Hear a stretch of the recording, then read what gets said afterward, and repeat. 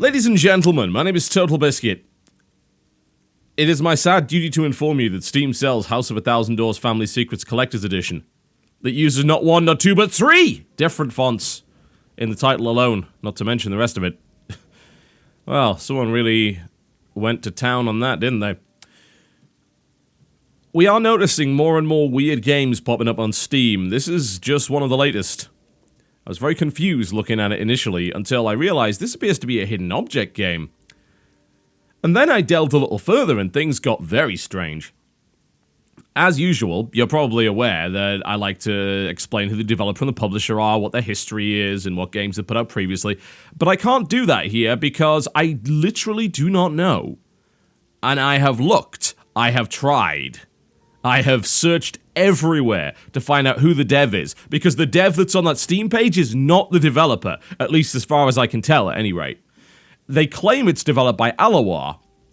The problem is that Alawar also appears to be some kind of giant publisher with thousands of games on their website. And then it also claims to be developed by Big Fish. But Big Fish, while they are an internal development house, also publish over 2,500 titles, all casual stuff. So I actually have no idea who the dev is. It may very well be Alawar, it may not be.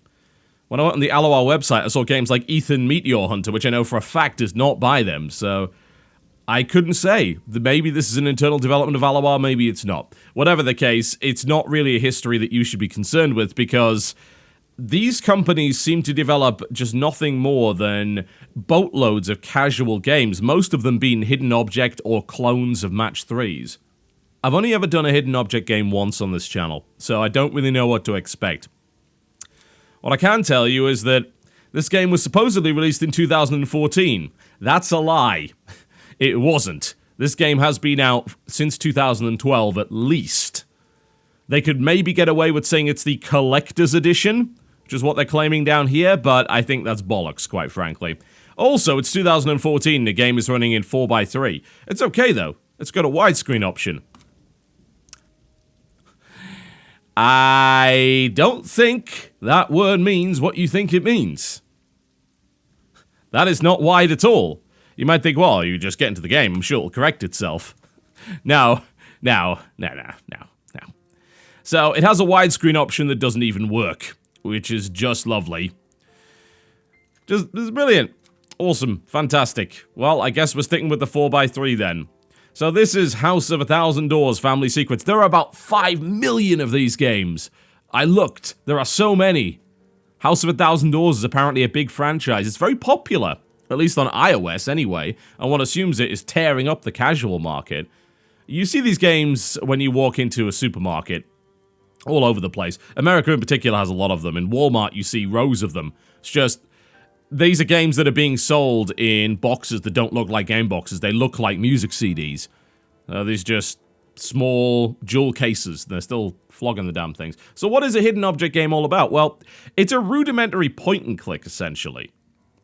And it involves finding objects to progress in the story. So again, very similar to a point and click. Combine X with Y. So in this case, it's telling me, I got this typewriter, right? So I started off by getting this typewriter. It was in a box. I couldn't open the box, so I had to find a knife to open the box. So I opened the box, and then there was a typewriter, but it didn't have any paper in it. So I had to go in the cabinet to find some paper, so I put some paper in it. And then it's saying, oh, well, you know, it won't work because the ribbon is de-inked. So gotta fill this with ink, put the ribbon in there. Now it's saying, but how will I remove the typewriter ribbon without getting ink all over my hands? Who cares? Like, look at this right here. You could easily just grab that. Yeah, you see that? Just grab it. Easy peasy. Just with between two fingers. Oh, I get a little bit of ink in my hands. Oh, no. How terrible. It's not sulfuric acid. You can just pick it up and wash your bloody hands. So apparently now I need to find something to allow me to remove this thing from there. Now, I am playing this in casual mode. Yes, there is a casual mode. And every 30 seconds, it gives you a hint to tell you where to look. So apparently in the box. Let me guess, I can't open the box. I need a special key to open the box. Alright. Let's look for the special key. Where would I find that? This can't count. Absolutely not. That's a key for the typewriter. It's a wind-up typewriter, by the way, for some reason. The inventory screen down here. Is the golden feather a key? That's not a key, that's a bloody feather! Come on! Well, You know, it really is keeping the heritage of point-and-clicks alive with this obscure nonsense logic. Those are the largest pair of tweezers I have ever seen. Alright. You keep a pair of tweezers in your secret jewelry box? Ah, my Tibetan bracelet and Persian earrings. Also some tweezers. What? Really? Alright. Is this what all hidden object games are like? I think they are, honestly. And that is kind of hilarious in its own way. Alright, so there we go. Now you've got some ink. So wind it up again and type out whatever the message is. I wasn't even aware wind-up typewriters that would give you messages existed. More to the point, wouldn't this be an awful lot easier just to send a letter? Like, this seems highly impractical. Plus the shipping costs have to be astronomical. I mean, how much does this bloody thing weigh? I can't believe I'm going to see an actual seance. I've been dreaming of this all my life. Frankly, I'm already seeing a ghost. I hope they're not a bunch of frauds. I'd be so disappointed.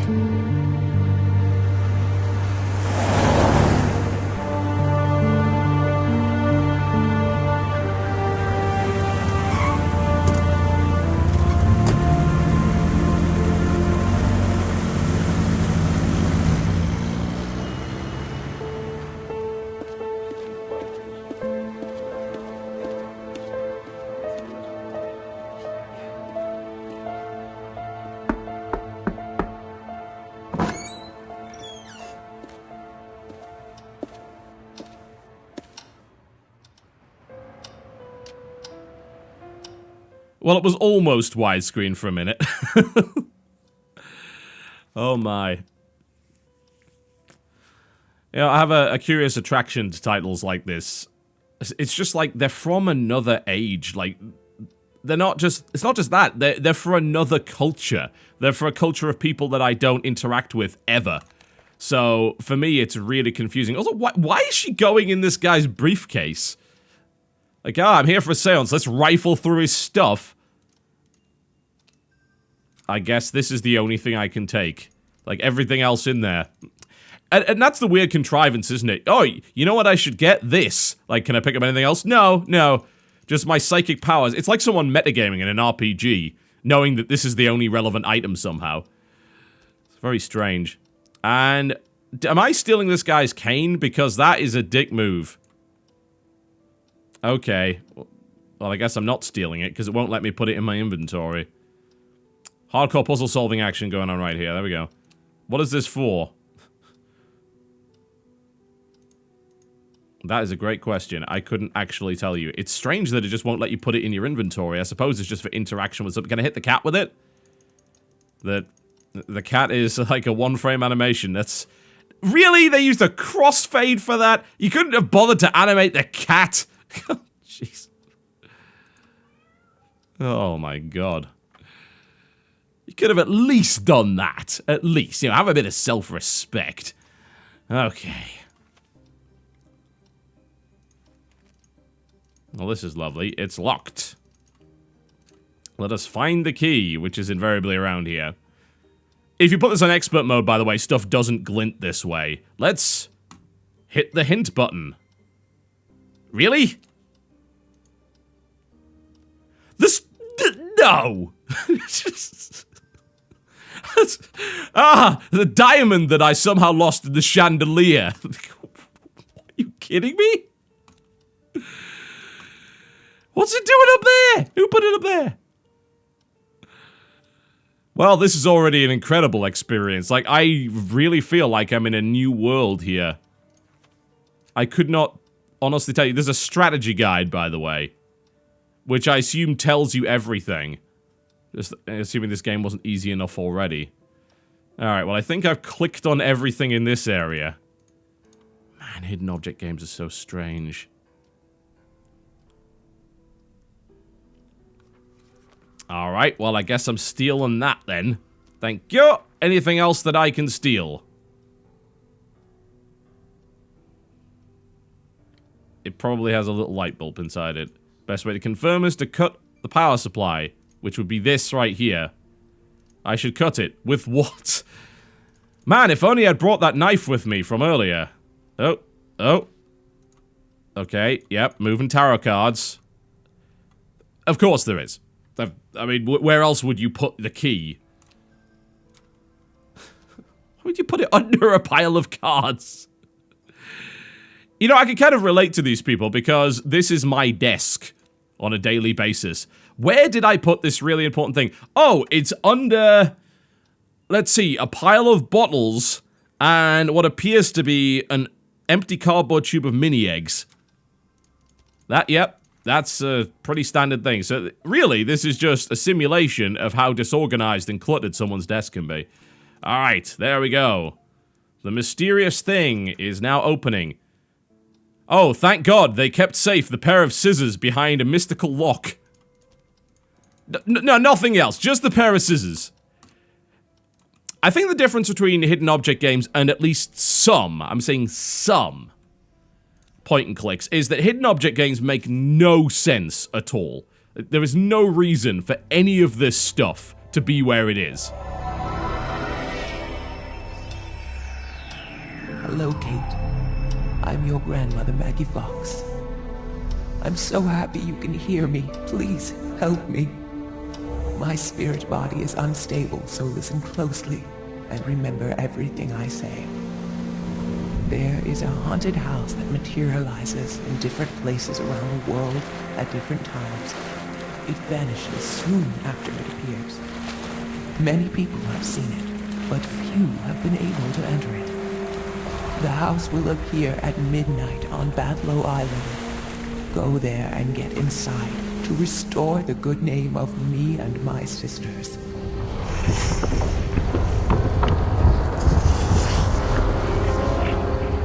Notice this right in front of the Statue of Bloody Liberty. You'd think there might be guards. Security footage? No, don't be ridiculous. It's only a national landmark. Why would we keep an eye on that? Alright. I'd prefer not to do any of those things. Yep, let's have this. Yeah, as I was saying, that it has not even any illusion of logic when it comes to finding things. Like, I'm okay with the interactions. For the most part, they have made sense up to this point. Like, use tweezers to get this inky thing out of the ink pot. Use scissors to cut this. That makes sense. But where you find those items, that's where the utter illogical nature of this game becomes abundantly clear.